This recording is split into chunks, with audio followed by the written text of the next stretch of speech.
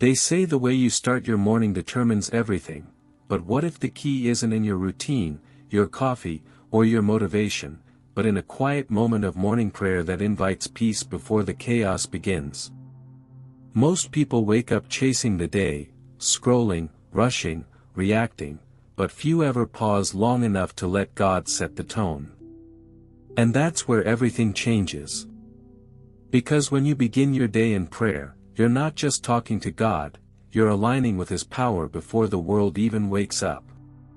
The truth is, we live in a culture that rewards hurry but punishes stillness. Yet, the greatest victories don't start in noise, they start in silence, when the soul whispers, "Lord, lead me."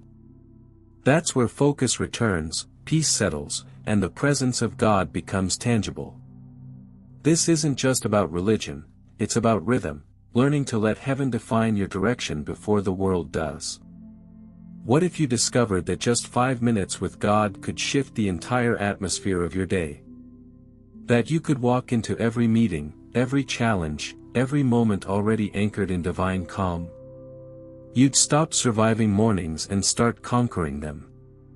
And as you'll soon see, when the day begins with prayer, miracles don't just happen to you, they happen through you.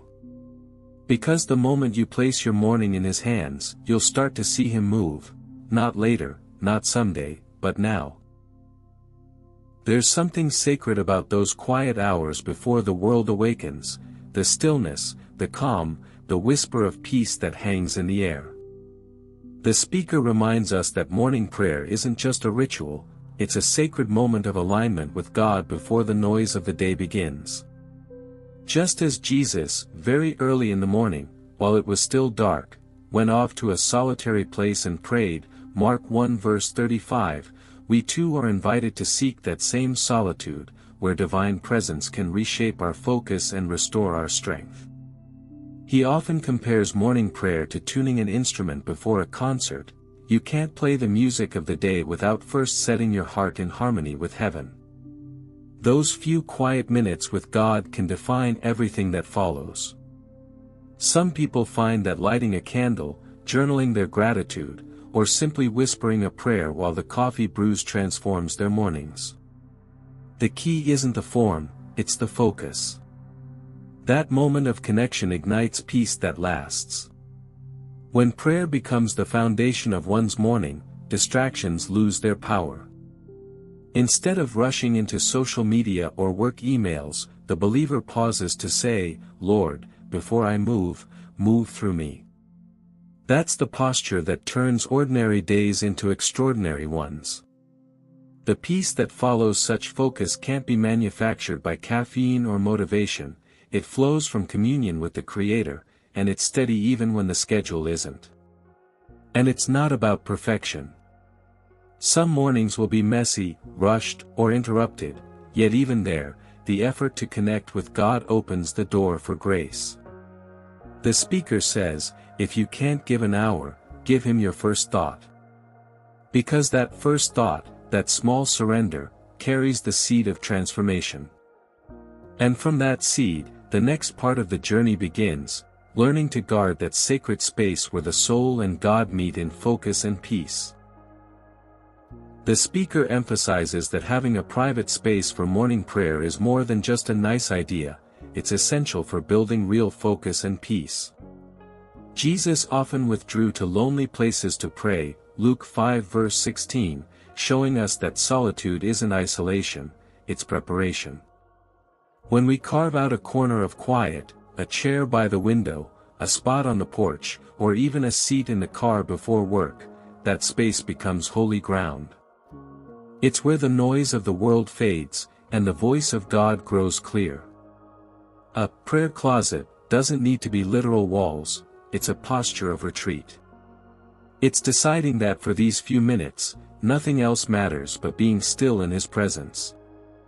Some people keep a small Bible there, a notebook, or even a simple object that reminds them to slow down, like a cross or a candle. The point is to create a place that trains your spirit to focus the moment you enter. That physical act builds consistency, and consistency builds depth. When we step into that quiet space each morning, we teach our hearts where to find peace. Life outside might still be chaotic, but that sacred space reminds us who's in control. Be still, and know that I am God. Psalm 46 verse 10, becomes more than a verse, it becomes a rhythm. In that stillness, thoughts untangle, burdens lift, and clarity replaces confusion. Focus flows where distraction used to reign. And once someone learns to build that inner sanctuary, the presence of God begins to overflow into every place they go. The home feels lighter. Conversations feel softer. Work feels less overwhelming. Because the heart that has learned to be still before God carries that stillness everywhere. And from that sacred space, another truth rises, the realization that how we begin our day reveals who holds first place in our hearts. The speaker reminds us that morning prayer isn't just about speaking to God, it's about setting the tone for everything that follows. When we begin the day in prayer, we are declaring with our actions that God comes before notifications, deadlines, or worries. Matthew 6 verse 33 says, "But seek first his kingdom and his righteousness, and all these things will be given to you as well." That's not a poetic suggestion, it's a spiritual principle. Prioritizing God invites divine order into the rest of the day. He explains that every morning presents a choice: will we wake up reacting to the world, or will we wake up reaching for heaven? The believer who chooses prayer first finds focus where others find frustration. For instance, before scrolling through messages, they might whisper, "Lord, guide my steps today." Before turning on the car, they might pray, "Let your peace go before me." These simple habits keep God at the center, not as an afterthought, but as the foundation. The beauty of putting God first lies in how it transforms ordinary routines. The commute becomes worship. Breakfast becomes gratitude. Even stressful meetings can become opportunities to practice patience and peace. When the heart has already met God in the morning, it carries that calm into every challenge. Philippians 4 verse 7 calls it, "the peace of God, which transcends all understanding." That peace can't be explained, only experienced by those who start their day in His presence.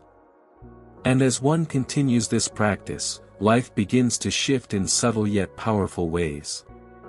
Priorities realign. The noise loses its grip. Instead of chasing clarity, the believer walks in it. Morning by morning, prayer trains the spirit to see God's hand in everything, and that awareness becomes the secret to strength. From here, the speaker moves deeper, explaining how this spiritual alignment helps guard the soul from fatigue and burnout before the day even begins. The speaker often says that morning prayer is like charging a battery. Without it, even the strongest faith begins to fade under the weight of daily life. We pour energy into work, family, and endless to-do lists, but rarely stop to refill our souls. That's why Jesus invited his disciples, "Come with me by yourselves to a quiet place and get some rest," Mark 6 verse 31. True rest isn't found in sleep alone, it's found in God's presence, where our focus is renewed and peace restored. Spiritual fatigue creeps in quietly.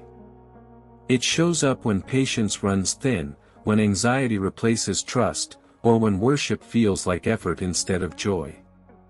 The speaker warns that this is what happens when we start running on yesterday's strength.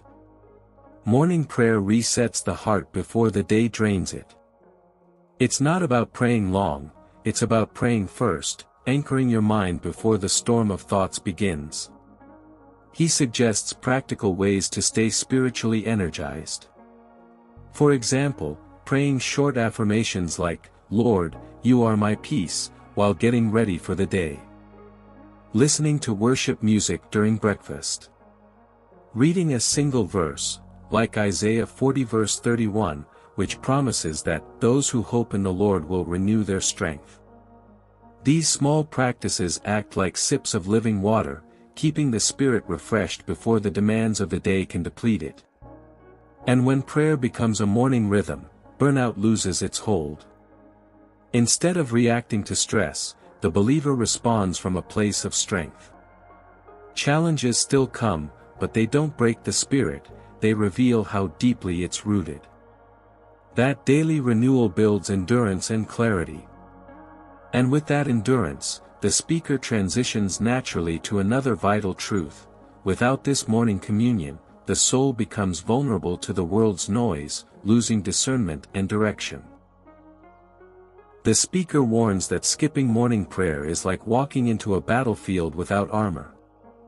The mind wakes up already flooded with distractions, news, messages, deadlines, and before realizing it, peace slips away. Romans 12 verse 2 urges, "Do not be conformed to this world, but be transformed by the renewing of your mind." That renewal begins in the morning. Without it, the world shapes our mood, our focus, and even our faith, often before we've had time to notice. He explains that spiritual vulnerability isn't always loud, sometimes, it's subtle. A rushed morning leads to a restless heart. An unchecked thought leads to frustration. Soon, the believer finds themselves reacting instead of responding, operating from emotion instead of grace. The world teaches us to start fast, but God teaches us to start still. That stillness, found only through prayer, becomes the shield that guards the soul from unseen battles. To stay centered, the speaker encourages beginning each morning with one mindful act of communion, reading a verse aloud, such as Psalm 143 verse 8, "Let the morning bring me word of your unfailing love, for I have put my trust in you." It's not the quantity of words but the quality of surrender. Even a single heartfelt prayer like, "Lord, guide my thoughts today," can reorient the heart and draw heaven's focus over the day ahead. And when that connection is missing, the believer often senses it: impatience grows, focus fades, peace wavers. But the beauty of grace is that it always welcomes us back. Each morning is a new invitation to return, to realign, and to choose God again. And when one does, something shifts within, leading straight into the next truth the speaker shares, that starting the day in prayer not only shields the heart, but also fills it with lasting peace and divine confidence to face whatever comes. The speaker paints this moment beautifully: when morning prayer becomes the first act of the day, everything that follows begins to flow with divine rhythm. There's a peace that doesn't make sense to the world, a calm that stays even when life isn't calm. Philippians 4 verses 6 to 7 explains it perfectly: "Do not be anxious about anything, and the peace of God, which transcends all understanding, will guard your hearts and your minds in Christ Jesus." That kind of peace is the signature of a day begun with God. When someone learns to start their day this way, their entire perspective changes. Meetings don't feel like battles, they become opportunities to practice grace. Unexpected problems no longer trigger panic, instead, they reveal trust in motion. The awareness of God's presence transforms ordinary spaces, the kitchen, the car, the office, into sacred ground. The believer starts to feel that no matter where they go, they never go alone. The speaker often compares this spiritual awareness to sunlight breaking through fog. It doesn't erase every obstacle, but it lets you see clearly where to step. That clarity produces confidence, not arrogance, but a quiet assurance that God's hand is guiding each move. When faced with uncertainty, the heart whispers, "I know who walks with me." That simple awareness becomes the difference between chaos and calm, fear and focus, doubt and peace. And over time, this daily rhythm shapes character. The one who prays first walks lighter, speaks gentler, and lives wiser. Peace becomes their default, not their exception. That's the transformation prayer brings, not by removing challenges, but by redefining how we face them. And from that place of presence and strength, the speaker leads to the final and most intimate moment of the message, the prayer of commitment that places the entire day in God's hands. As the message reaches its most intimate moment, the speaker invites the listener into a prayer of surrender, a morning prayer that wraps the heart in focus and peace before stepping into the day. It's not a list of requests, but a declaration of trust. Lord, this day is yours. My thoughts, my words, my plans, all belong to you. In that moment, the believer places every fear, every deadline, every unknown into divine hands, echoing Proverbs 16 verse 3, "Commit to the Lord whatever you do, and He will establish your plans." This prayer often begins quietly, in the stillness of dawn. The speaker encourages saying things like, "Father, guide my decisions today. Protect my heart from distraction. Let my actions reflect your love." That kind of intentional surrender reshapes the day before it even begins. It transforms anxiety into confidence, uncertainty into faith, and restlessness into peace. It's not magic, it's alignment with the one who already knows what's coming. He also adds that this commitment prayer should be spoken from the heart, not memorized from a script. Some may write it in a journal, others may speak it aloud while watching the sunrise. The important thing is that it's real, that it connects your spirit to His presence. When we open the day with prayer, we invite heaven's guidance into every earthly moment. Psalm 5 verse 3 captures it perfectly. "In the morning, Lord, you hear my voice. In the morning I lay my requests before you and wait expectantly." And as the believer rises from that sacred moment, the tone of the day is already set. Focus replaces confusion, peace replaces pressure, and the awareness of God's nearness lingers like sunlight on the soul. The speaker ends here not with closure, but with continuation, because this prayer isn't the end of the morning, it's the beginning of a day walked hand in hand with the Creator. So now the question is, how will you start your morning tomorrow? Will you rush into the noise again, or will you pause, breathe, and meet God before the world demands your attention? Morning prayer isn't just a habit, it's a declaration that peace comes before pressure and that focus begins in His presence, not in your plans. Every sunrise is an invitation, and how you respond determines the strength and calm you'll carry through the day. Imagine waking up with confidence that doesn't depend on circumstances, with a peace that refuses to be shaken. That's what happens when you place your day in His hands. The question isn't whether God will move, He always does, it's whether you'll give Him the space to. When you start your morning with prayer, you don't just find peace, you become a vessel of it for everyone around you. So take that step. Set aside those few minutes. Whisper that simple prayer, "Lord, lead me today." Then watch as doors open, strength returns, and God's fingerprints start to appear in places you never expected. You'll realize He was never far, He was just waiting for the invitation. And if this message spoke to your heart, don't let it end here.